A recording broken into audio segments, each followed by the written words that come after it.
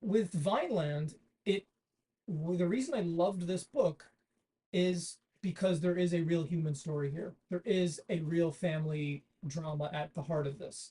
The character Zoid Wheeler, when the novel begins, he is planning his latest act of public insanity so that he can get his mental disability check from the government.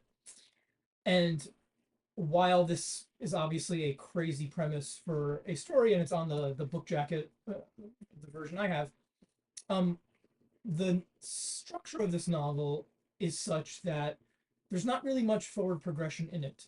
The novel kind of moves in a circular way, and by the time we get to the end, I think that zaniness at the beginning, there's much more humanity to it, and there's a deeper understanding of why Zoid is doing what he's doing, and it's actually deeply sad what he's doing. It's when the novel begins, when we don't have context, it's kind of goofy, but when we circle back at the end, we really understand um, what why he's doing what he's doing, and it's deeply sad. Um, what I also love about this novel is Pynchon's women in this novel are really great. More complicated than any of the women that I've of his women that I've come across. The character DL, one of my favorites of his just altogether.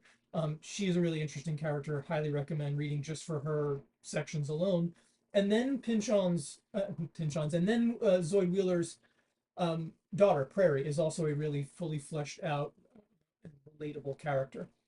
So I'm very suspicious of the reviewers who highlight the craziness of this novel. I think in some ways they're missing the point. I think kind of the point of this novel, at least as I understood it, is that this novel kind of begins as someone slipping on a banana peel, which someone slips on a banana peel, it's funny.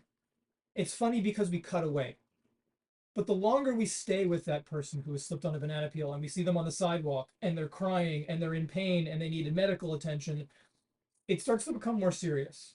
And I think that's what Pynchon was trying to do here, which was pick some crazy premise and then have us sort of go on these long flashbacks where we then come to a deeper understanding of why everyone's doing what they're doing, and it leaves us in, I think, a really human place. In other words, I don't think it's accidental that this was the novel of all of Pynchon's novels that he chose to dedicate to his parents.